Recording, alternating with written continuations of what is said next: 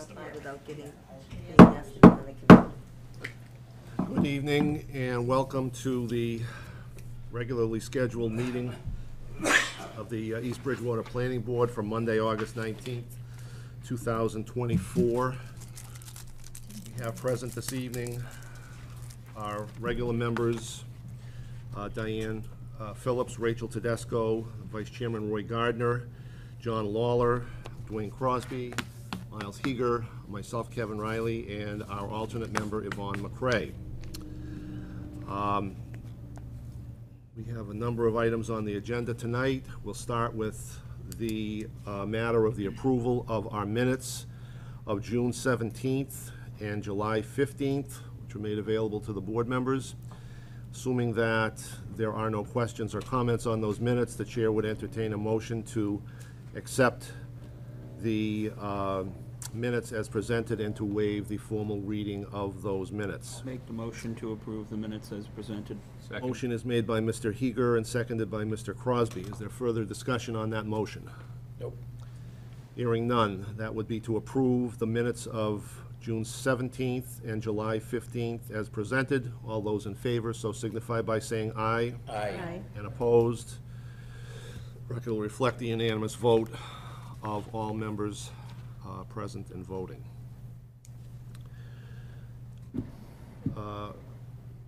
We have the matter of our master plan, which is the next item on our agenda. Last meeting, the final draft was presented. Hopefully members have had the opportunity to go through that. And if there are any questions that would want to be asked, we do have a couple of representatives I see from the OCPC Planning Council. here tonight. And I will not overlook them as I did at the last meeting. I apologize again for that. I was sitting. Well, you were a little bit, yeah, but anyway. So if there are no questions, or if you guys have any particular comments at this point, you're certainly more than welcome to make them. Otherwise, I believe that there would be a motion for the acceptance of the master plan as it has been presented to the board. So take any comments or a motion, Mrs. Phillips? I'd love to make a motion to approve and accept the 2024 to 34 master plan as presented to our committee. Motion is made by Mrs. Phillips to accept and approve the 2024-34 master plan as presented. Is there a second to the motion? Second. Seconded by Mrs. McCrae. Further discussion on the motion? If I could, Mr. Chairman, I just want to thank the Old Colony Planning Council for the amount of work and the quality of work that they did for us.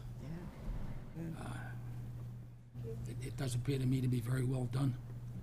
Yeah, absolutely. I would second that. As I said at the last meeting, I think that the product is a good one, and I think it will give the town a guidepost for some while to come. So, again, thank you. Further discussion?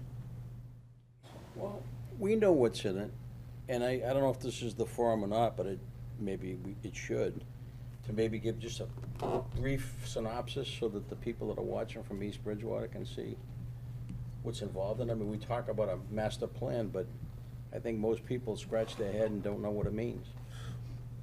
Well, I mean, I think that at the last meeting, I think that Rhiannon went through it in a little bit of detail. It is obviously a suggestion, a plan for land use and such for the community for the next 10 years, how things might be developed, what the priorities of the community are, what the priorities of the boards should be. The town still has to vote on it, am I correct? No. No. No. This is the acceptance of the master plan tonight. So we would be voting to accept that document and work, our decisions on, items of major significance to the community, would ideally be in concert with what's with what's recommended and set out in that plan. So, So additionally, a master plan provides a snapshot in time in terms of like where the town is currently and tries to project as much as possible growth, priorities, sort of community needs over a 10-year period the best we can. So land use and housing are parts of it. However, there are small chapters, public facilities and services, green space and open space, sustainability and sort of like climate resilience. How can you make sure that East Bridgewater won't, and the community members within the town aren't sort of subject to disasters or mitigating those disasters, whether it's heat waves, droughts, et cetera, et cetera. There's wetland sort of mapping, conservation. It's sort of like a roadmap or a snapshot that covers a period of time. It's not, and I want to make sure that this is vocalized as much as possible, a mandate that you have to do anything. I mean, there are strategies and things in place, a menu of options. It's an action plan, and I do have extra copies if anyone would like to see one. But it's sort of like sets out all the goals that have been identified in the master plan, the actions to sort of like attach to those, whose responsibility in town it is to sort of like oversee that, and then what funding sources might be available to make progress on this. So this is pretty fluid? Yeah. Yep. Is there anything in here about attracting business or a tax base to East Bridgewater? For funds? Yes, there is an economic development. Could you enlighten me just a little bit? Well, not being the primary author of that chapter, let me just turn. And we have a video on our website of the previous presentations that we Okay. made that you can click on anytime. and I would say that, I'm not 100% certain that the final draft is on the town website, but if it is not, it will be. So that residents can go through it and, can. That was going to be my question, if Yeah. it will be on the town's website. Yep, for sure. Okay. And it was an impressive amount of people that responded to the surveys we put out. I mean, wasn't it like almost 800 people? It or was something? 750, I think it was 757. I did the analysis of the survey. Right. That survey got the most responses out of any survey that we were running during that time period. Okay. Oh, that's great. So And this- all of those responses and feedback from the survey were incorporated as necessary into the additional drafts of the survey. Okay. That's what I got. Other discussion or questions? Hearing none, the motion then on the floor is to vote to approve and adopt the 2024 to 34 master plan in the form presented, final form presented to the board. All those members in favor so signify by saying aye. Aye. And opposed, no. Record will reflect the unanimous vote of all members present and voting. Thank you again. Thank you. Thank you. Appreciate that work. Thanks. I'm hanging out for the rest of the evening. Oh, Yeah, I'm good. Have a nice good. night. Yeah. All right, good to see you. You want to hang with us? Yeah, so I'm the senior housing Oh, planner I for see, CBC, okay. so there's a lot of stuff on the agenda that I Okay. want to keep track of. That makes sense. Okay. I don't get that a lot. Nice to see you again. I seldom get that, So with respect to the MBTA community zoning, we originally had scheduled a public hearing for 7:30. That has been rescheduled. It will be advertised and rescheduled to the next meeting on September 16th. We did anticipate that there would just be a little bit of discussion this evening relative to the finalization of the bylaw and the mapping. And then if there are questions that are specific to what's presented, Mr. Gardner's going to make a presentation in a moment. If there are questions that are specific to that, we would take them. Otherwise, I would defer those until the public hearing next month. So, Mr. Gardner? Okay.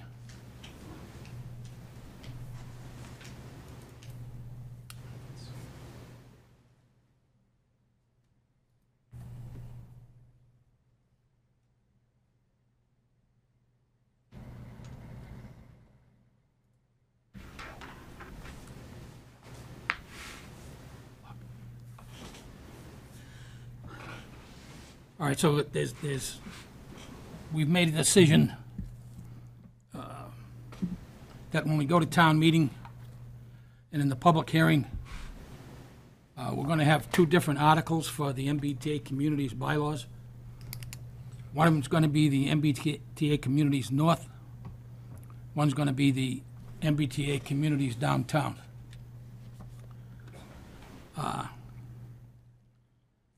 Suffice to say, without trying to read 14 pages of text, what the text does is follow the boilerplate that's come out from the Commonwealth of Massachusetts and actually two different housing affairs divisions in Massachusetts. We have decided to go and use the boilerplate wording from that website with specific modifications necessary to fit the town of East Bridgewater. The text of both of the proposed zoning bylaws is going to be virtually identical, except that we're going to identify within each zoning bylaw the fact that that bylaw applies to downtown. The other one applies to north. The intent would be, as our zoning bylaw is currently numbered, one will fit into section 16 of our current zoning bylaw. That would be the MBTA Communities North. The downtown would be a new section 17. And if for any reason either one of those was not actually adopted at town meeting, then the bylaw section they go into would be modified to fit whichever one of the two or both actually gets adopted. So the key sections, and again, I apologize, I don't understand why the website insists on putting this on a gray background. It's actually on a white background in the document. And on a gray background, it's extremely difficult to read. Is there a printed out version for those of us who want to come in and read it? No? The office has the document. If you want printed versions, there will be official printed versions available 2 weeks before the public hearing. Okay. They will be available, hopefully in bulk, through the selectman's office, the town clerk's office, online, or with the planning board office. I still have a bunch of red lines, mostly formatting problems in the document. Mm-hmm. We haven't quite been able to figure out how the formatting ended up getting done by the state. It doesn't appear to be any standard formatting in Microsoft Word. There appears to be multiple different formats embedded within the document. Difficult Just a little bit. to edit. That's why we're still working on it. Okay. Got it.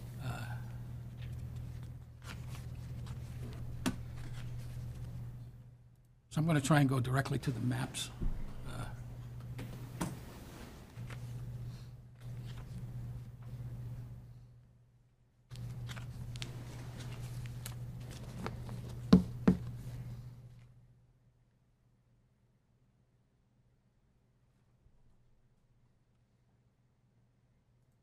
I'm going to try and going back to the track site, because I know the maps are on the track site, and they were working the last time I looked at them there.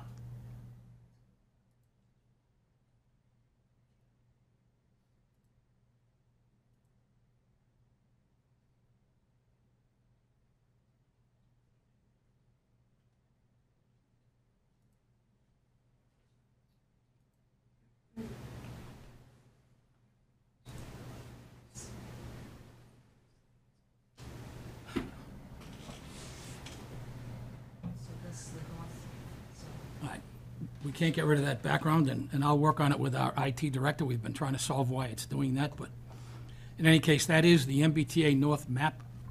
The MBTA North map is on the Whitman line, access from Winter Street, access from Route 18. There is a second access. There is a very long access off Route 18. There's multiple frontages through different parcels there. There's also a second access off of Winter Street.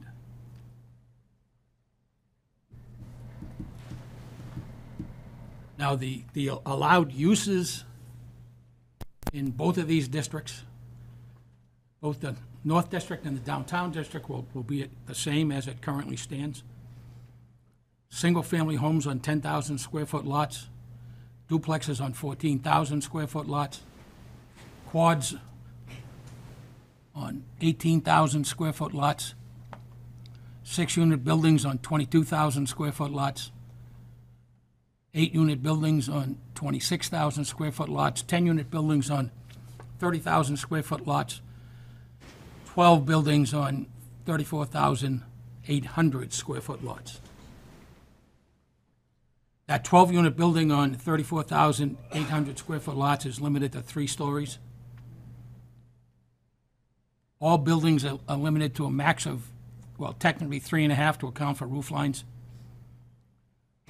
The first 6 of those, the 1-unit, 2-unit, 4-unit, 6-unit, and 8-unit are limited to 2.5 stories. The key thing in the math here is that the 12-unit building on 34,800 square feet, which is effectively what we refer to as a builder's acre, that meets the requirement that the bylaw allow for at least 15 units per acre in the highest density zoning. Second thing that is important to point out that both of these districts will have municipal sewer available. The North District will be municipal sewer available through the intermunicipal agreement we have with the city of Brockton. My understanding still is that district which officially adopted and funded it in the 2022 town meeting was voted and all documents signed. The design is done and signed off. I believe the contracts have been let, and the plan is to start physical construction of that sometime within the next month or two, depending on availability of materials needed to start the work. That's on the north property, sir? Yes. That comes in through Thatcher Street, around Winter Street, in onto the site at the northernmost Winter Street. Access is shown on the map. It'll come onto the site here. The line will run pretty much straight all across that property, all the way to Route 18. It will then run down the Route 18 frontage. Eventually, it will get all the way to the Compass, what we would in the past refer to as the Compass property. Technically speaking, it's Equity Industrial Partners property. They're the landowner for that entire parcel. The building that's on there now is currently labeled Signature Healthcare, I believe. But the intent is that sewer line will potentially service the entire industrial property plus this overlay district all the way down through the end of the industrial property line just north of Grove Street.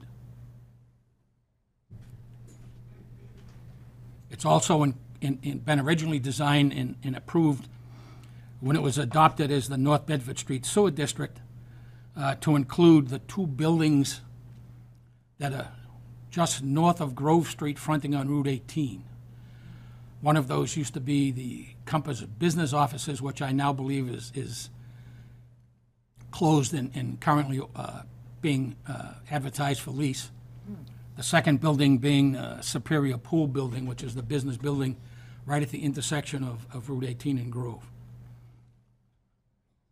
So that's the North Bedford Street Sewer District, which would potentially service in full this entire area.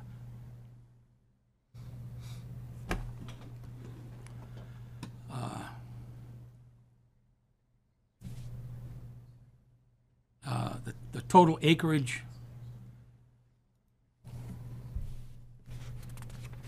I know there is a good total acreage map here, so I will call that up.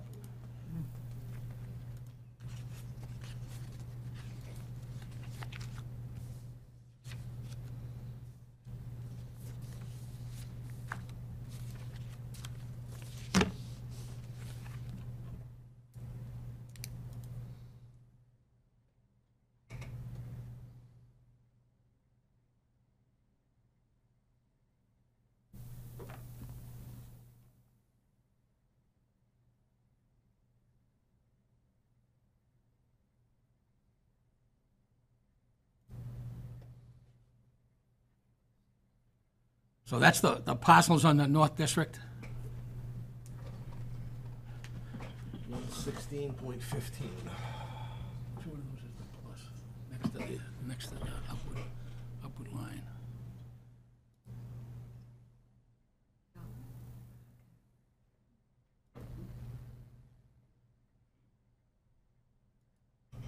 We gotta do something about the way this displays.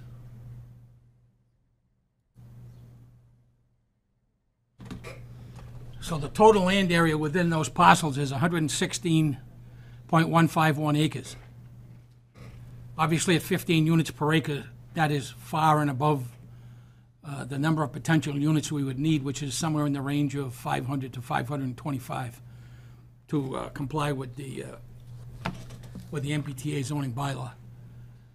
The rationale behind putting those acreages in there is there's somewhere in the range of 40 to 60% wetlands in that area that will have to be avoided, pretty close to 100% avoided, which would leave the buildable acreage somewhere in the range of 40, 50, 60 acres, give or take the final mapping.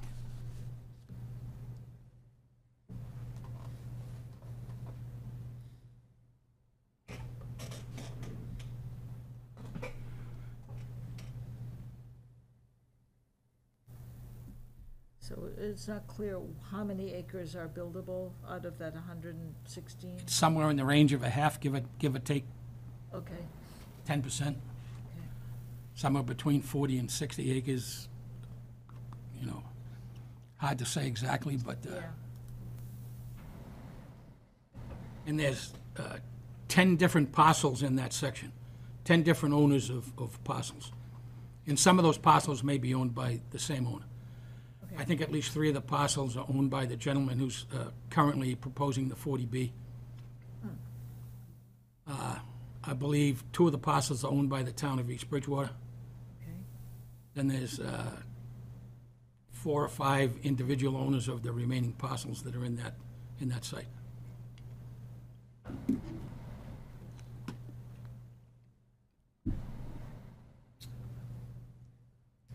So let's move on to the mapping and the Downtown, yeah. yeah. This way, or you can look that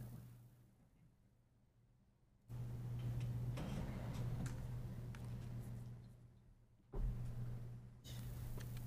As I said, everything in the text, including the table, is basically the same. Primary difference is the actual map.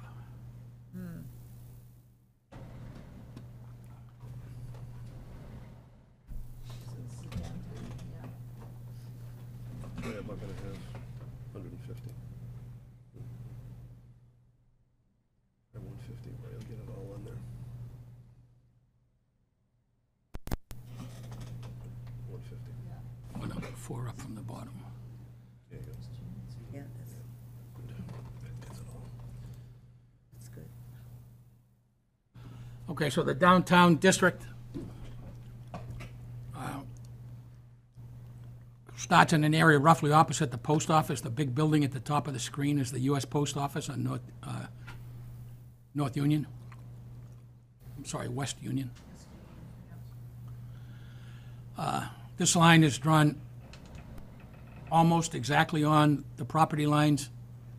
Most of those property lines are back lots of downtown or side lots of downtown, existing downtown.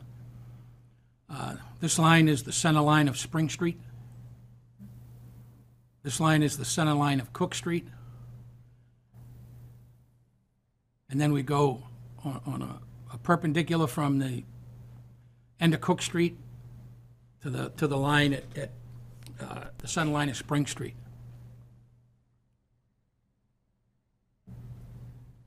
The majority of the parcels, the large parcels here, are all part of what we refer to as the brownfield site. The site where Eastern States Steels and Precise Engineering were many decades ago.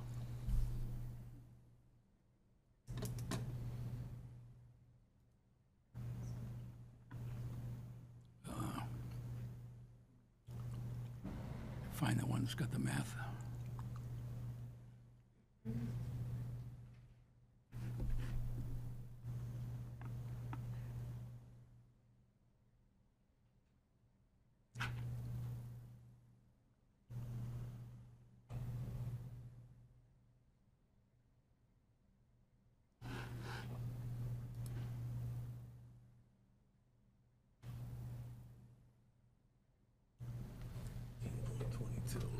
That's the number of parcels on the downtown area. Total of 25 parcels.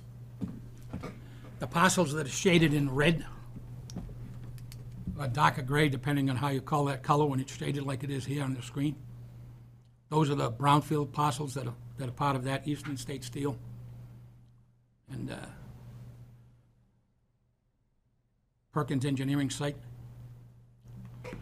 Total acreage here is 17.2 acres.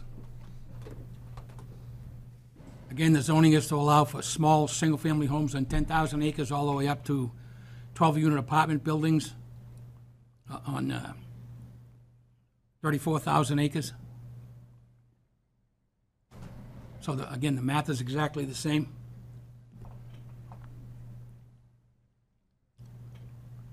A couple of other important pieces here for both MBTA North and MBTA Downtown. This plan would only change the zoning. It doesn't in any way approve any projects. Projects would still have to come back to the planning board through standard filings, whether it be subdivision control, potentially Form A plans combining lots, that have to demonstrate that they met the zoning requirements of everything in this section of the bylaw, just as they would if they were filing for a individual building permit. Several things important to note is we have kept in the, currently at least, the language was in the bylaw which would allow what we refer to as mixed-use development, which would allow on the first floor of any of these buildings, small businesses, I believe maximum 5,000 square feet per business. They could be all kinds of different service businesses. They could be offices. They could be small restaurants. Just about anything that falls into the category of the commercial districts in, I believe it's our B2 zone in on the regular East Bridgewater zoning bylaw. Also important to note that whereas a significant portion of the land zoned in the downtown district is a brownfield, it's clear from current federal and state laws and available grant monies that should a developer propose some kind of a joint agreement with the town, that we would be eligible to get both federal and or state monies for the cleanup before that land is used. Because as it currently stands, without some level of cleanup, which would have to be approved by the federal government, that land can't be used in its current form.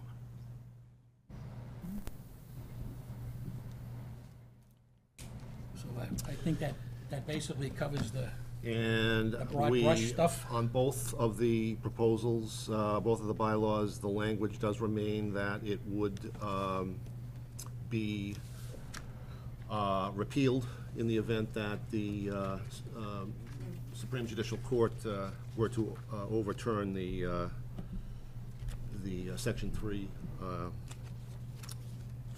Yeah, just for- 3A of the, Just for clarity, Mr. Chairman, if it's okay, I'll read those last two sections. They're in both sections of the zoning bylaw. Section J is entitled Severability. It says that if any provision of this section is found to be invalid by a court of competent jurisdiction, the remainder of the section shall not be affected but shall remain in full force. The invalidity of any provision of this Section 16 shall not affect the validity of the remainder of the Town of East Bridgewater zoning bylaw. Second paragraph says if the MBTA Community Zoning Bylaw, Section 3A of the Zoning Act, that's the state law, is found to be invalid by a court of competent jurisdiction, then Section 16 in its entirety shall be deleted from the East Bridgewater zoning bylaw and shall not affect the validity of the remainder of the Town of East Bridgewater zoning bylaw. That basically addresses a question that's been raised at a couple of our meetings, that while this is currently before the state Supreme Court to hear on its validity. So we've included language that basically says that in the specific case is Commonwealth of Massachusetts versus Milton. Should the Supreme Court decide that the law is invalid, or any components of the law are invalid, then those sections would either be deleted or the entire section would be deleted based on what that court case says. So there's no need to try and decide, because they're not going to decide before we have to vote on this. So there's no need to have discussions on what if the town bylaw is basically or effectively ruled invalid by the state Supreme Court case that's currently pending. That's already covered in the bylaw. The second section is Section K, which is also important. It's entitled Sunset Provision. It said, should the combined number of constructed residential units and the number of issued active building permits for residential units exceed 110% of the minimum residential units as referenced in Section 3A of the Zoning Act, that is our target, which is roughly 520 units. Combined units, sir? Both projects? Yes. Then this overlay district shall be suspended until the target goal of residential units is changed in the Section 3A of the Zoning Act and the underlying implementation rules are updated. So that, in many ways, is similar to the language which is embedded in 40B that basically says when the town hits its target in 40B, they can decline to hear 40B projects proposed to the town. This is as close as I could get to parallel language based on the wording in the state law of Section 3A of the Zoning Act. Okay? I think that- Okay, so, again, the plan would be to finalize those drafts in terms of just, cleaning up some formatting and some typos that may be present, getting those posted up onto the website, and then the public hearings for the 16th of next month will be advertised. Are there comments or questions from any of the folks on the board? Those numbers in there, those are 2024. Are they carved in stone, or is that a sliding scale as time goes forward? Which numbers are we referring to? The number of residential housing in that area? Does that change? Well, how much they could build on that acreage doesn't change. That doesn't change. Okay.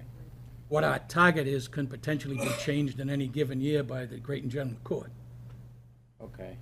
Right now, we're considered an MBTA adjacent community, which means we have multiple stations on our borders. Actually, I think in every single town that we border, there's a station.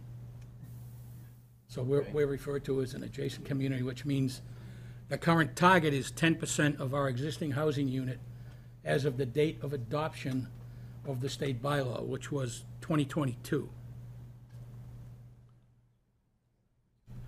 Now, as I said, the way the state works, they could change that at their next session if they wanted to. We have no way to project that. So it doesn't seem to make any sense to try and address that issue. I think what we want to try and address is what the current law says we need to do and how we need to word our bylaw to comply with the current law. Other questions? Again, I'm going to ask you questions on what was just said. Yes. Okay. Not a general comment, yes, no, anything like that? Go ahead, just identify yourself for the record and ask away. Donna Mashazek, West Union Street. I wanted to ask Mr. Gardner. In April, the town, there was a meeting and we voted against changing the zoning in order to build on that piece of property. Could you explain to me why all Well, of a sudden? that's actually I can do it? incorrect. Article 36 was. Article voted no. 36 was a piece of property further north on West Union Street and did not include this property. Oh, and There are I- two different maps. That's There are what I two thought. different maps. Not the same piece of property. It's not the same piece of property. That's been reviewed several times and confirmed that it's a totally different piece of property that was proposed to change. That piece of That's a property, change from- that piece of property was contiguous with Smith's, Smith, I know, but then it was also discussed that other piece of property, not at a town meeting, it wasn't. right here, with all those little squigglies were, that's across from the post office. That wasn't part of the article at town meeting. You're reading the map incorrectly if that's the case, because we did review that in the description in the town meeting articles. It's extremely clear. It's contiguous property around Smith's property down out onto, in touching on Union Street And that would simply have changed the residential designation on that, right? That's correct. So, Yeah. yeah, from. That's what I meant. Yeah, okay. Sir? Charles Macy, 14 Stony Road, West Bridgewater. I'm here on a different matter, but I coincidentally own property on Old Union Street in West Union. Is there any kind of master plan as far as storage, or what was the infrastructure to be for the downtown plan? So as I think I touched on earlier, the current plan is that the municipal sewer treatment center, which right now services CVS. the town buildings, CVS, Subway, Dewhurst Lumber, all of the carriage crossing facilities, has capability to be expanded roughly as much as 300 or 400% of its current capacity. There is currently a 30,000 unit skid, as we refer to it, within the building. There is physical space in the building and structure set up to add a second 30,000 gallon skid if necessary. If we get to 60,000 gallons, we have capacity at the discharge site up on Central Street to handle many orders of magnitude more than we would currently be disposing, even if we had the 60,000 gallons unit set up. The plan would be that we would come back to town meeting with a new design depending on how much additional storage is required, for a new plan which would probably actually replace the 2 units that are there with a larger, higher technology unit that could handle double or triple the capacity of those 2 units that are there. The long-term intent would be to sewer the entire downtown, including this area.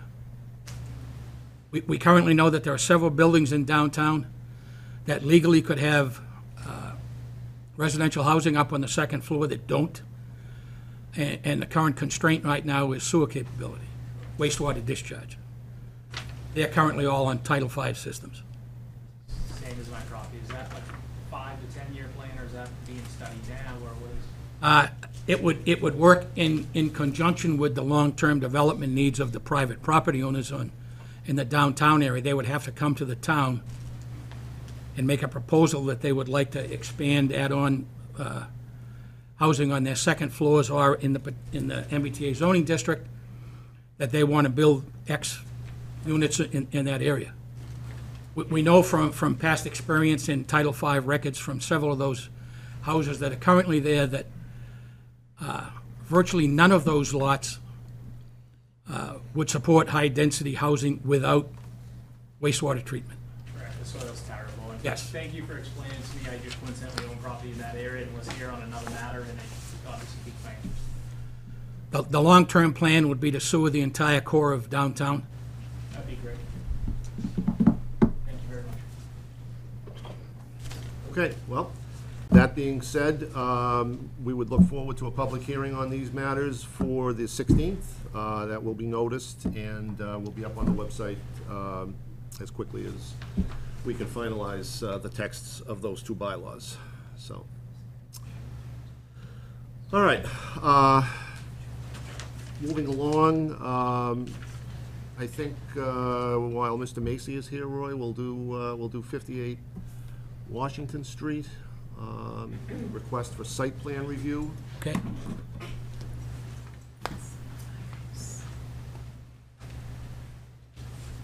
Macy's already at self. I brought copies of the material. I only brought 5. I didn't realize the report was so large, so I figured we can share. I've got one, so I'm good. Okay. I've read it a couple of times, so I think I'm good as well. Thank you. She told me to be on the screen, but sometimes those don't always work in here, so I have a small. So as I noted, and you probably noted, for some reason, everything we put up on the screen is coming up with a gray background instead of a white background, which does make them difficult, especially for a visually challenged person like myself to see. But I will work and continue to work with our IT guys and try and figure out why this is consistently doing that.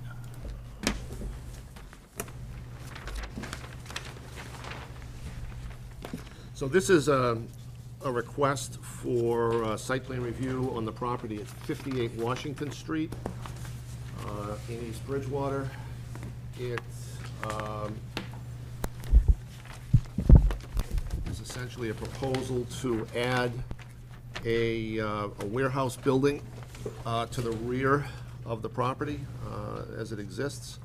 And, actually, okay, Mr. Gardner's pulled up the plan, so there we have it. So, gentlemen, Mr. Mason, if you'll identify yourself for the record, and then we'll listen to... Can I do a quick intro here? Oh, sure, go ahead. So I've been working with the office as well as our chairman, as well as the applicant, to try and make sure that we can get this done and get this done correctly. So one of the things that was requested back from the chair as well as the Planning Building Department office is some information which would give us a current use history, if you will, for the site. Now, part of that goes back to the fact that the majority of the buildings on this site actually predate modern zoning. They've been there for a long, long time. And we have very little information in the actual Planning Building Department office as to what the uses are, what the intensity of the uses are, how many cars are parked there on a regular basis, vehicle, for parking and things like that. So we did get a 3-page letter, which I believe from my read earlier does answer all the questions that we had. I think we are going to have 1 or 2 other questions, but for an overview, so everyone understands the property we're looking at, it is that commercial, industrial, business property, however we want to describe it, that sits right on Washington Street, 700 or 800 feet south of the Whitman Town line on the easterly side of Washington Street. That's pretty close, I think. Yep. Pretty good. And with that description, you should be able to find it pretty easy. So in any case, apologize for the interruption there, but go ahead and let us know what you'd like to do. Thank you, Mr. Chairman, members of the board. My name is Evan Watson with W Engineering. I represent the applicant, Charlie Macy of 58 Washington Street, LLC.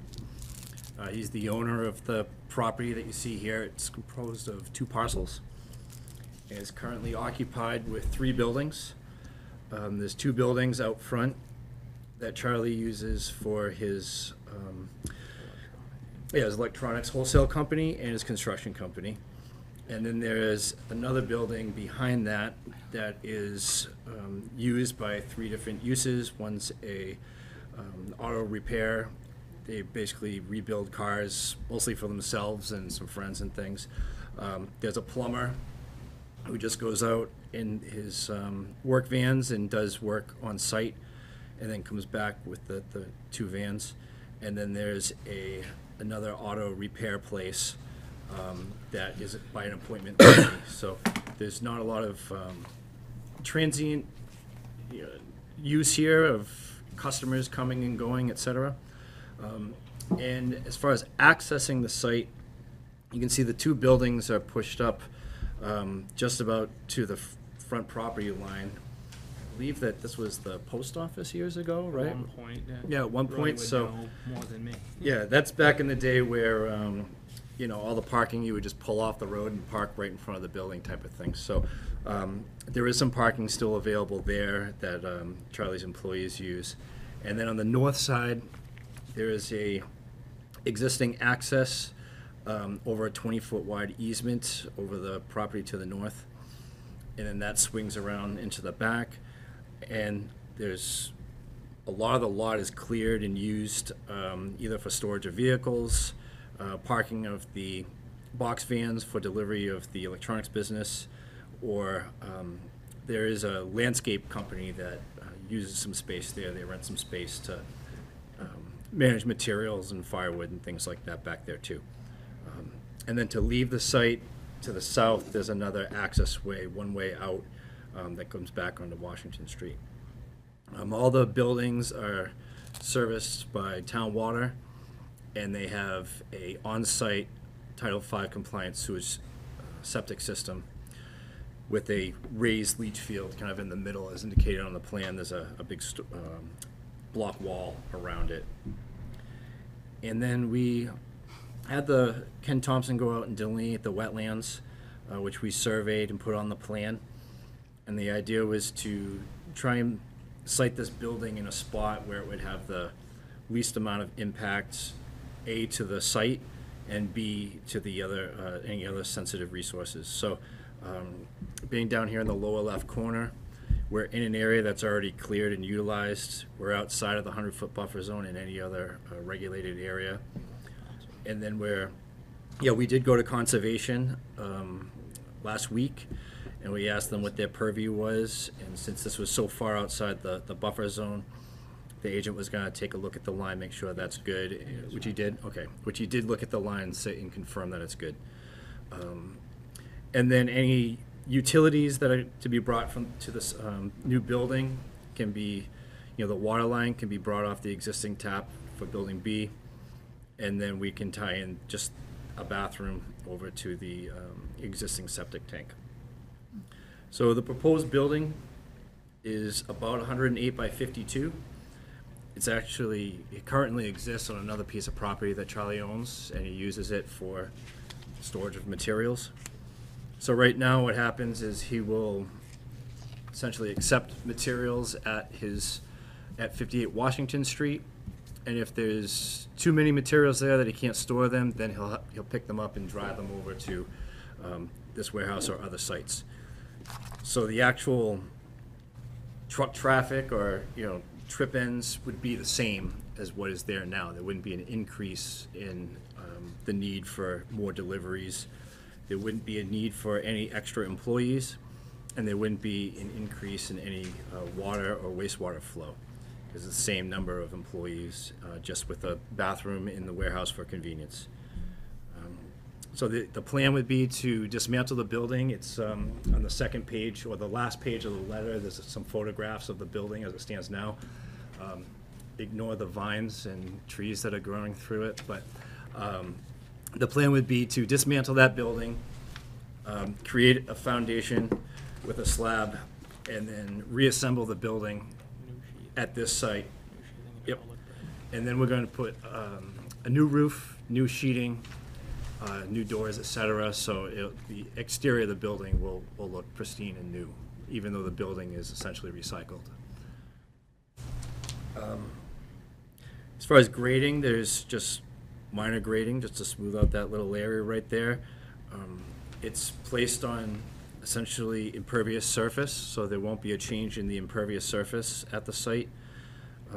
No change in traffic, no change in water flow, no change in employees. Well, to us it seems pretty simple, but we came here obviously to take any input from the board and see if we can answer any of your questions. So just to sort of make sure I understand in terms of orientation, if you guys can see that. Sure. We've got the little awning over here that says office. Is that your construction business, or is that the other? That's both of my businesses. We occupied building A and B, but that's the main entrance that we use right there myself. Okay, so it's kind of a mix of the two uses Yeah, it's significant square footage there between the buildings. Recently, we had somebody in building A. It was a mailing company that left in about a year or two, and we never had another tenant. I mean, we did have a site plan review probably about 10 years back on this plan, and since then, the traffic has diminished quite a bit, and we've been my stuff's been flowing into that building at this point, so I occupy A and B at this point. Questions from? I have a question. Go on, Are you yes. going to dismantle the 3 buildings, A, B, and C? No. And redo this new building? Oh, or- the building that's proposed to be here exists on another piece of property in another town. So that building would be dismantled and then moved here and erected here. The other 3 buildings, Will stay. no change. Correct. No change proposed at all. What type of materials do you plan to store there? I have nothing different than what I would currently be doing, either my electronics or construction material. Could be piping, if we have to pull an excavator in to maybe work on one of our excavators to keep it out of the weather. Just no different than what we're doing in any of these sites currently. But no fuel, no Yeah. hazardous material, Nothing nothing like of that. that We're not sort. gonna have Yeah. thousands of gallons of oil or anything, no. Yep. We don't plan to do anything like that, no. No combustible. The building is small enough, just on combustible, that sprinklers would not be required, so we wouldn't need a lot of water flow or large piping to go to that either. So. I read in the plan that you were gonna have like a bathroom there. Mhm. Yeah, Correct. that makes sense. Yeah. Other comments, questions from the board? No.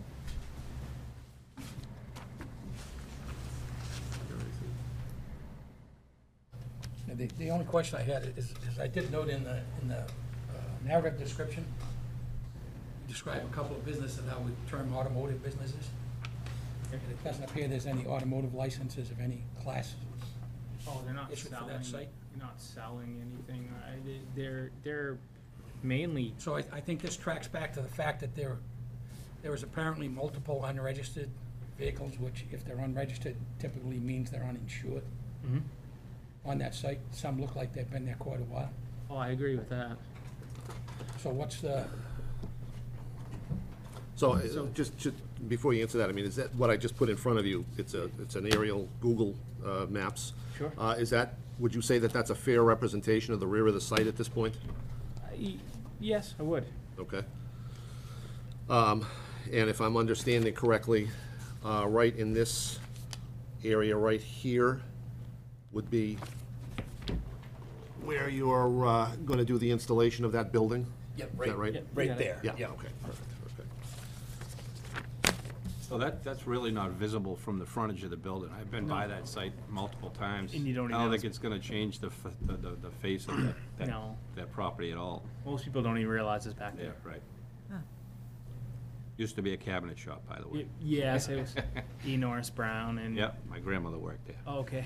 I've been there a handful of times too, back in the day. There was when a we lot had of traffic landscaping then. Company there, so, Yeah, okay. yeah. Yep. it's been there a long, long time. Yeah. I said it predates modern zoning, so. Yeah. You barely notice that it's even a business going by there. It's very quiet during the day. I've been by there at any different time of the day, and you barely even notice that there's a business there. We're very selective. We try to keep it like that.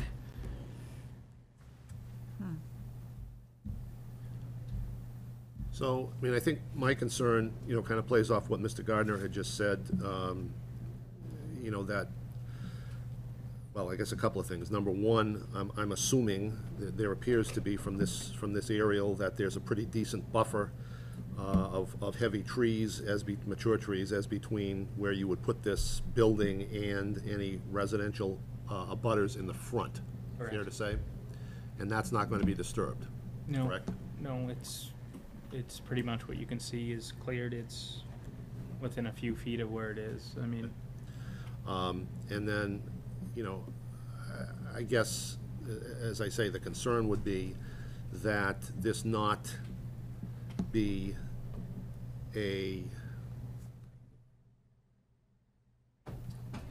what's the word I want to use? Salvage yard, junk yard, for unregistered vehicles, trailers. I mean, it appears that, next to one of the buildings, or in the center of the lot there appears to be a long trailer. There, box trucks, which may or may not be in use. Vehicles which, some would seem to be active with perhaps with the automotive use that's there, and then others which would seem to be, of a little different, so. sure. If I may. You may. This is maybe about 4 or 5 cars more than typical, but it's relatively accurate. The box trucks are mine. The trailer is extra storage, which probably could go away. The middle building, all those are actually the plumber's vehicles, and the other gentlemen, like, those are all service vehicles. And there are almost never this many vehicles there at the same time. It's kind of ironic that they took this picture. At one point in this Google picture, it says Party Right Rentals, and he had just like the back little garage bay, which was like 16 by 20, and he kind of rented jumpy houses. So that's why there was a couple extra vehicles that like his employees would park there, then they'd go in a box truck and deliver them. That they haven't been with us probably in about 3 years. So those wouldn't be there. The mechanic that's on the end on the same site plan review, which is Fred's Auto, it used to be Gene's Auto, that's been registered and been in this site for almost 20 years. So his collection of cars, if you will, are ones that sometimes when he has extra time, he fixes up, he, makes them, whole and does whatever he wants or projects with them. It's not like he's storing just complete junk for salvage, and it's not a salvage yard. I wouldn't allow that at my site, to be honest with you. And to chime in a little bit, I don't know if you can tell on the image on the screen or on the paper, but I did put an aerial photograph from 2023 on the plan too. Yep. And you can see that all the cars have moved around in different places, so that the vehicles that are on the site don't sit there for years and years. They're being moved around and in use. Most of them. Maybe there's one. The trailer is about the only Yeah. one that's representing from this representative from your aerial to the current. And just to be So I clear, mean, just looking at that, I can see, where you've got existing raised leach field. I can see what appears to be minimum of 2 trailers, a box truck, 1, 2, 3, 4, 5, 6, 7, 8 cars. That would be the normal condition there, and those vehicles are in use? About half in use and half are he's fixing. So at any time, he's probably has 3 or 4 vehicles, up to 6 of customers' vehicles that they drop off. And it's more of a hobby at this point. The gentleman actually took a full-time job with the gas company, and he has them drop off bigger jobs and does them when he can, or restores a vehicle for himself. Both of the auto places there are more of a hobby at this point, to be honest with you.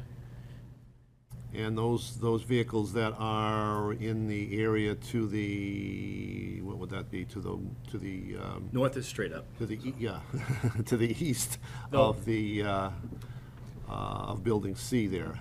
What are those? So there's 2 of those that are registered, there are his, and 2 or 3 of those are projects, if you will, for the gentleman. One of them is a piece of equipment that's, I believe, a front end loader that he has. One of them's a plow truck that he leaves there year round that we maintenance the property with, just to get in and out, which is registered too. That's really about it. There's not really an excess of there. I mean, I would say over the years, we've probably got rid of about half of them. It used to be probably double this, in all honesty. Are there any dumpsters on site? No. No. So I'll mention too, just looking at the aerial, there's no exterior dumpsters, so we're not looking to add any exterior dumpsters. All the trash is internal in the Yeah. buildings. Get that one out. Okay, there's Yeah, maybe a small one behind Building B. Which is gonna stay the same. Right. But all these buildings, they all have garages and things, so most of the stuff, if they can, they do it internally. And I guess what becomes of those vehicles that are down by where the new building would go? Which those are gonna shift that way. Those are, This is all open, those are gonna, Mhm. those are gonna most likely shift over to the right and still the open area. We wouldn't be clearing any more trees or adding any there, cause if you went out there today, it's all like a gravel based. So, those are actually 2 or 3 storage trailers, which would move over to the right. In those vehicles, typically, that's just a landscaper and he's seasonal, but he comes, they leave a couple cars in the morning and take the trucks and then come back. Those would still fit in our current footprint. That wouldn't be an issue.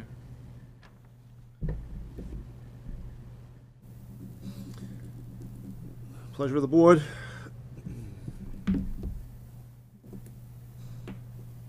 I move that we approve this proposal to put in this warehouse. I'll second that. Motion is made by Mrs. Tedesco and seconded by Mr. Lawler to grant site plan approval based on the drawing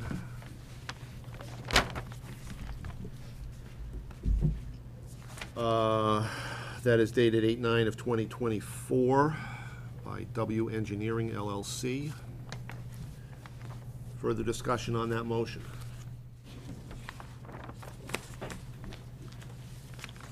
I think I'd like to add a condition that all the vehicles on that site be identified, and those vehicles that are not actively used as one of the businesses on the site be removed. I'm basically gonna tell a guy to go out of business, if that's his business to Said if, have. I said if those vehicles are not being used as part of an active business located on the site. Oh, they all are. So I have no problem, I don't know what. So, Mr. Macy, is it? Yes. So the only vehicles that are parked on the property that are unregistered are restoration projects. Naturally, that kind of repair takes a lot more time than you bringing your car in to have a brake job or something like that. course. So I would assume that the 4 or 5 or 6 cars that he has out there have a purpose. And you Absolutely. couldn't really have them in and out in a day. No, I mean, I wouldn't, think about it, it's my liability, my property, I really don't want junk cars to sit there for years, like, it wouldn't make sense, and I understand what Mr. Gardner's, concerns are, but that's, not the case. If I could have the gentleman have no cars there, I would, but I also need him as a tenant. I think the condition was clear. Identify the vehicles on the site and verify that they're all part of an ongoing business that is operating at the site. I have no problem Very with that. simple, very straightforward. I have no problem with that. Are all of those vehicles that are there, perhaps with the exception of the trailers, are those registered vehicles? Some are and some are not. As Mr. Crosby just alluded, that some of them, if they're gonna be vehicles that are being, worked on or whatnot from an ongoing business, that might be a customer's vehicle, that might be his personal vehicle, that, we've never had an issue, you guys have never had complaints with extra, we're, like I said, pretty, quiet, keep to ourselves, and don't have any issues. The only way you're staring at the photo is because obviously we brought it to your attention. It's not like it's an ongoing issue with the neighborhood or complaints with the town or anything like that, sir.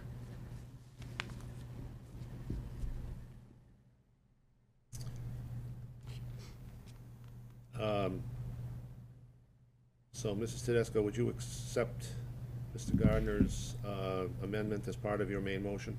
Yes, I will. I'll accept that.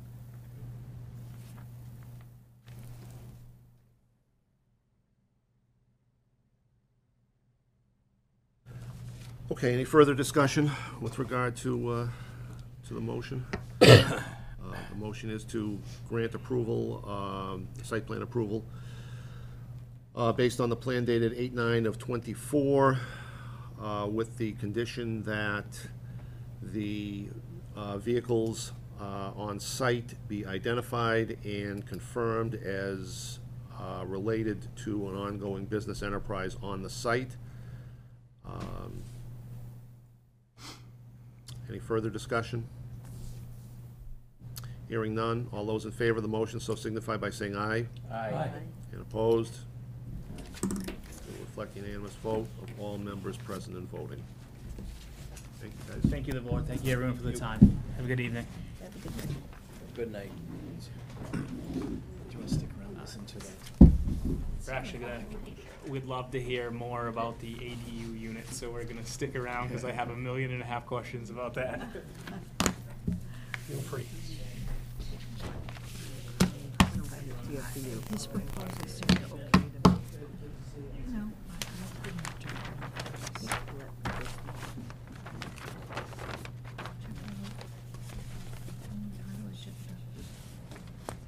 So, okay, I'm just gonna, if I can, Mr. Chairman, You can. move on to the next item back in the original order of discussion, which is residents at Meadowbrook, comments to ZBA. Well, do you want to do that? You want to do that? Just let me quickly say Oh, what we're okay. gonna do, and we'll move right through it. Okay. What we need to do is, we're gonna have that on our agenda for our next meeting. We need to draft a formal letter to ZBA with our recommendations in relation to subdivision control and any other items that we feel are necessary under planning and zoning that we have jurisdiction over. That letter is an advisory letter. It's not a formal subdivision approval. It's not a formal approval of any type. but it's been recommended by the state that we issue a letter describing the items that are under our jurisdiction and how we feel they need to be addressed in the project. So that will be on our agenda for next meeting. Because we need to draft that letter and get it to ZBA.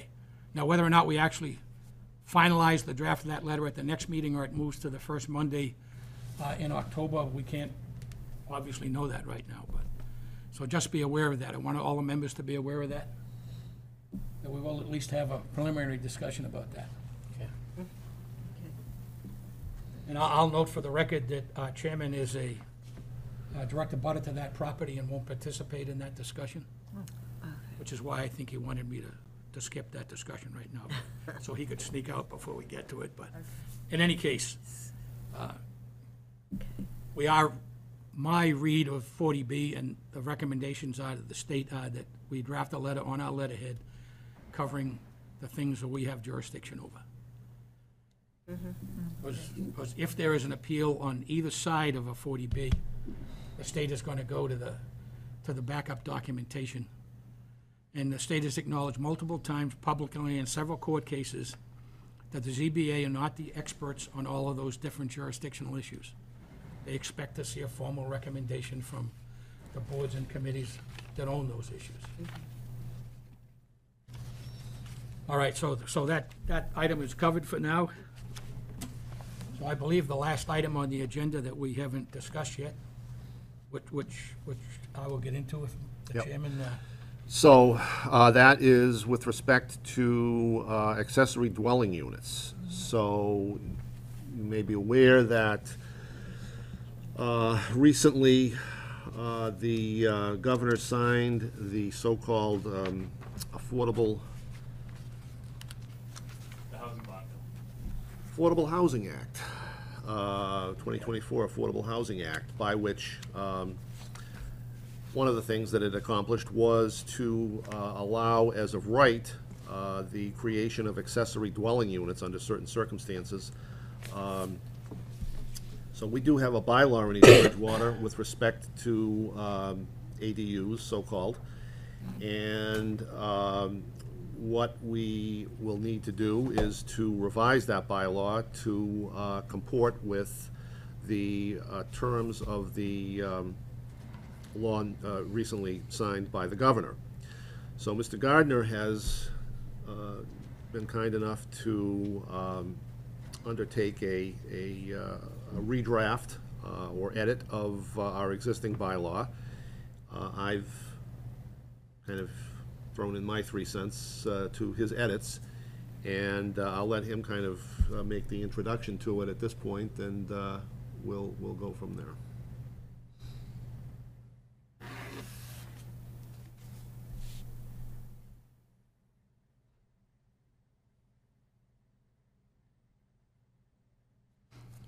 All right, so I'm going to apologize that the most recent version of this, I don't believe got posted, but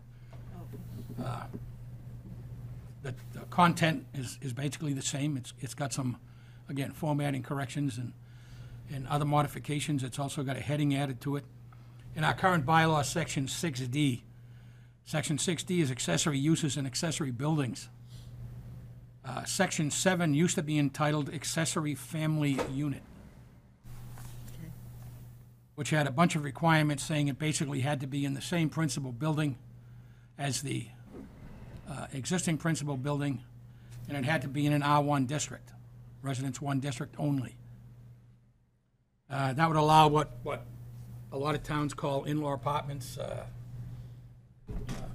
several other definitions, but basically they're all a secondary smaller percentage square footage than the existing building to allow for relatives. Most towns had the requirement that they be a relative living in the unit, that the unit not be rented to a private third party, that the unit cannot be rented in any of the, we'll refer to them as the maze of rental apps that's out there. They had to be basically a permanent resident for a family member. Could be parents, could be in-laws, could even be grandparents, it could be kids, could be anything, but a family member. So the Great and General Court, as our legislature is formally known, in their view of things in the affordable housing law this year, which was just signed literally several weeks ago, has changed, or let's say added a section which basically requires us to change that title to accessory dwelling unit. The family goes away, the word family goes away, and it becomes dwelling. Without getting into the deep details of all of the changes we need to make, which are pretty clearly marked here, it allows you to build an accessory dwelling unit either within your existing house, as in addition to your existing house, not to exceed 50% of the size of your existing house on 900 feet, whichever is the larger number, 900 square feet. It also allows for that building to be a separate standalone unit on a Residence 1 lot, provided it meets the same size requirements, i.e. not larger than 50% floor area of the existing house, or 900 square feet, whichever is the larger number. Now, it does allow some leeway for some site plan requirements. The next key piece of this is that all you need to do that is file for a building permit with the building inspector. Now, the planning board has no jurisdictional items in there except potentially a site plan, because we're allowed to require a dimensional site plan that shows that, number one, a new addition or the new building, as the case may be, which would be treated legally under land use law as an accessory unit to the primary unit, which is a residential home, still has to meet all the requirements of a residential home in that district. So it would have to have the same setbacks, front yard setbacks, side yard setbacks, rear yard setbacks, so on and so forth, based on the current advice that they've been posting up on the housing website, which is, by the way, extremely fluid right now, since, as I said, it was only drafted into state law 2 weeks ago. I should say endorsed into state law 2 weeks ago. Just 3 or 4 weeks ago, the House had a bill and the Senate had a bill, and the wording in those were different. I have been unable to find posted on the state website the combined bill from the two. All that I could find was a 4-page letter explaining the boilerplate stuff, some of the wording in a really long law, which still seems to conflict with both of them, and it's not clear that's the one that was signed. Because there's nothing in that I could find filed at the state level that said that's the enacted version. But we're doing our best to keep up to date here. So the other component that we've added is the site plan requirement, so that the building inspector has a clear dimensional location of where it's going to go, what the setbacks are, if it's an add-on or as a secondary standalone unit. It's still required to meet all of the other town laws and state laws, Title V, for example, because all our residential housing right now is Title V housing with on-site septic systems. We're also requiring that because of the maximum size, 900 square feet, that if it's a standalone building, it needs to be single-story. Because a 900 square foot building with multiple stories would be an extremely strange-looking building. Because you'd only have maximum of 450 feet per floor. Yeah. So that's the gist of what we have. There's going to be another revised version of this emailed out probably in the next day or two, because I've got Kevin's comments back on what is the third draft of this, which will now make a 4th draft. And I see another small error. There's multiple ones. I have my own third draft has more red lines on it. Oh, okay. So I have found a bunch of other things that the more times you read it, the more things you find. Yep, okay. So basically, that is actually state law technically speaking, we don't need to revise our zoning bylaw. The state law just made our zoning bylaw go away, effectively. But the advice, again, from one of the postings I could find at the state, was that if you do have a bylaw for accessory units, that it suggested that you modify those to be in compliance with the current state law. Yeah. Because the language in the current state law is not intended to be all-encompassing. It's intended that that would be done as part of your local zoning bylaw. So that's what I have on that. I guess would Comments from our OCPC guru? Where is he? Oh, he left. No, I mean, I think that's a good summary. I think what the state is trying to do is to make sure, and they'll come out with guidance, you know, over the next couple of weeks. This, I think, goes into effect officially February of 2025. So there's time to sort of get your zoning amendment in place around ADUs.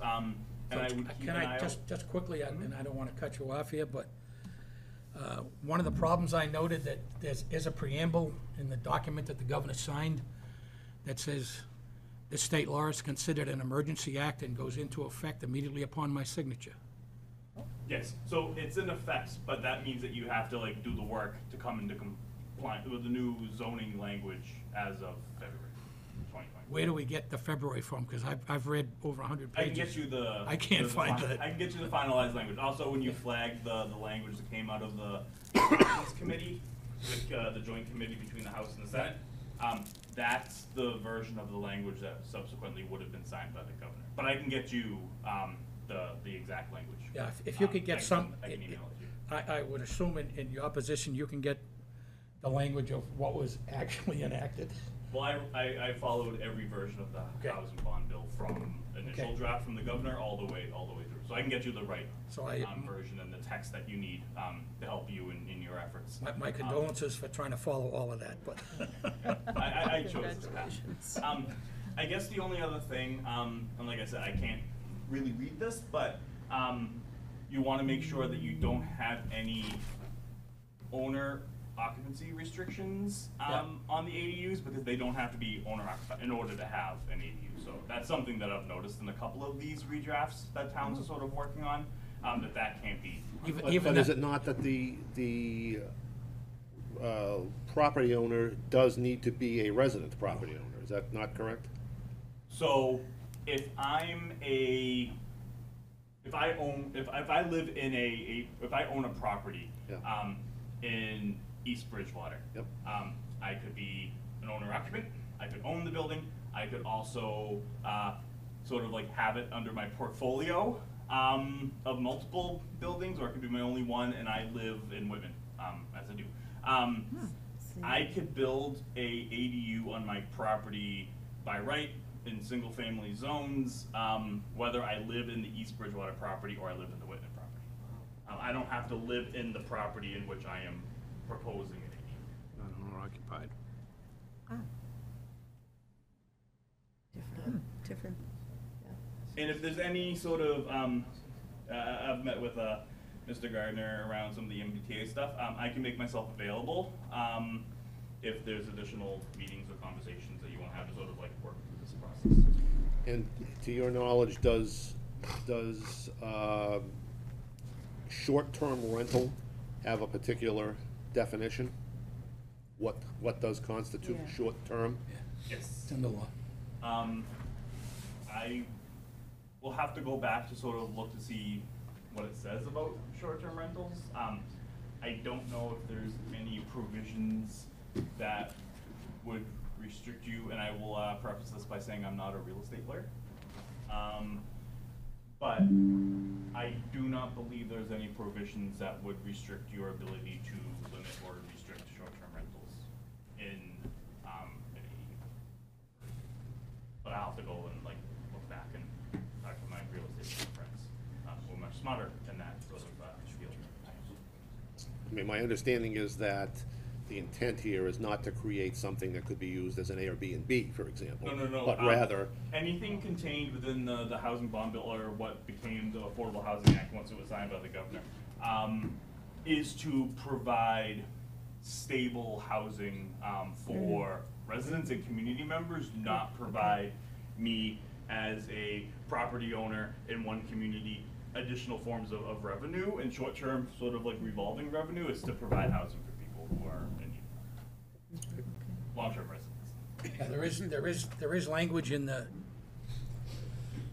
section of the bill, including, I think, in the original 5 or 6 page introductory letter that says basically that, but again, in the bill that appeared to be the enacted bill, that didn't have anything going with it, it didn't say that. No, so I couldn't find the short term. The language in the bill will not be like super prescriptive. It just provides like a framework for what Understood. you should. The guidance will have all of those details in it. But the concern I had is when I reviewed that, what appeared to be the combined bill, I couldn't find the even, enabling language that said we could restrict short-term rentals in that. Okay, like I said, I'll take a look. I'll take a little bit deeper. I think that's there. I think the question that I was asking was what short-term means. The short-term means 6 months, does it mean 3 months, does it mean a year? And I think my reading of it is that short-term rentals are not, or can be regulated, and there is the latitude to define short-term however you want to define short-term.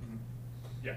I will say, with this markup version that you have here, and you're on your third draft, I will say you're probably in much better shape than a lot of other communities in Massachusetts that don't even have an ADU bylaw currently that they have to update. There's communities that are starting from scratch on this, so it's, We've always been known to be ahead of the curve here. Thank you, Mr. All right, Gardner. I think You that's can all. only wish. That's all I have. Okay, Mr. Phillips, question did you have back there that I see? I'm good, thank you very much, I think pretty much you answered it. Okay, Thank you, perfect. sir. Mr. Macy? Couple different things. Mr. Gardner had mentioned that he was thinking about making it just one story. I didn't know if, I didn't quite exactly understood. For standalone building, For standalone. The only thing that I had thought of is, say, if I wanted to build a unit, and just talking as a builder and a homeowner, if I wanted to build something for my father and he wanted a 1 or 2 car garage, I would put the 2 car garage in, put 300 square feet on the first floor and give him 600 above. So I don't know, and that wouldn't look awkward at all either. So just my thought, first thing. Important as well for setbacks. If you don't have enough buffer. You gotta go Don't up only- instead of out. Yeah. Agreed. So that's the only reason I was thinking about that, just changing ideas. Secondly, I can see this obviously being an issue in any town that doesn't have sewerage, because obviously we know all the Bridgewaters, we have septic, we don't really have good, we have high water table, nobody usually. we'll talk about that in the other office if you want. All right, I just figured. I can't do anything about that. No, but I just figured that that's obviously something that's gonna have to obviously be on the checklist to make sure that there's adequate storage. Well, you have, anytime you get a building permit, you have to file a copy of the building Okay. permit with the Board of Health. So Board of Health that's- says 110 gallons per bedroom. Okay, so that would be addressed at the building permit stage. Yeah, there's nothing in the bylaw directly addressing that, Okay. other than there is some language somewhere in there that said all other. And I agree that this doesn't pertain to me particularly, I'm just thinking about problems that are gonna arise. That is gonna be a problem. Yeah. In a lot of areas of East Bridgewater, there's no question about that. Even if you had to add on to your house. No doubt, I run into it all the time, and You know, I've got a 4-bedroom home, if I wanted to put a 5th bedroom on, I need a new septic system. So that, I mean, it's really no different than existing houses that wanna add on, they have the same issue. Sure.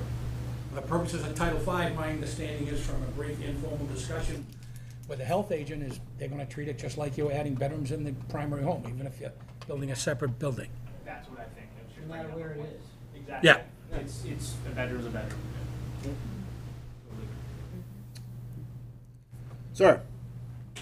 Much lighter subject, unless you've been here for a hell of a long time, you probably wouldn't remember me. My name is Kenny Solari, and I came here one time as a much younger man and said, I think I have a way to earn the town of East Bridgewater $5 million. And everybody was looking at me like I was nuts. But my idea was to put windmills on the top of Mount Trash or Mount Trashmore, which is the Brockton Municipal site of where the active trash was burnt for years there. But then, now they do have solar panels all over it, which is nice. I kinda like the windmill idea, but that was a long time ago. So, first I'd like to thank whoever came up with this book that I bought downstairs. Everybody in my family has looked at it, they think it's fabulous.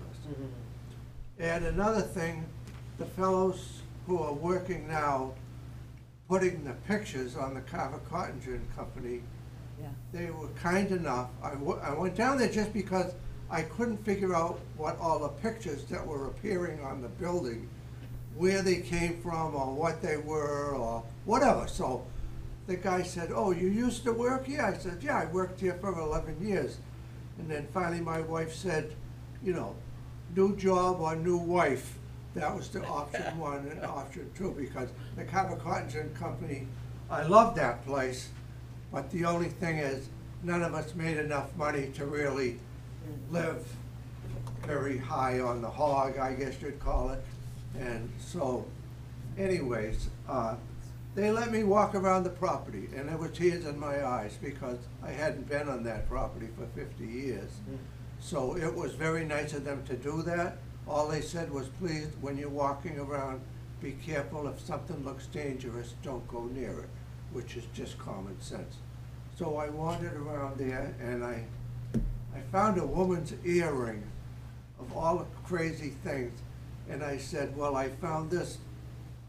Could I give it to one of my daughters? He said, yeah, that's worth between 20 cents and $20, somewhere in between. And yes, you can have it. And now that we know you're honest, you can come here anytime you want. So what I would like to do is, do you have any reason to not want me to try and help them to do what they're doing there?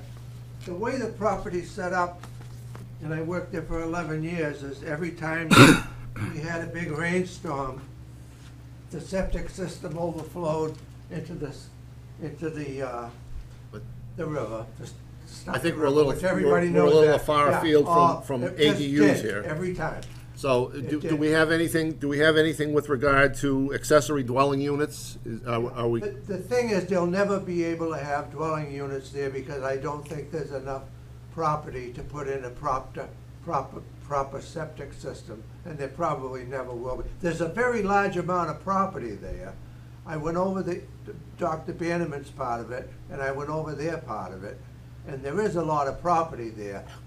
But I don't think there's enough property that anybody could live there. But they would like to make it into a museum. They said the majority of their income will always come from storing furniture in there like they do now.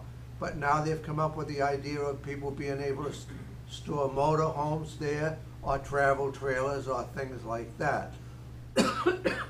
So what I would like to do is anybody, are you against what they're doing there? Is anybody bothered by what they're doing there, or are you happy to see it? But I just have an opinion.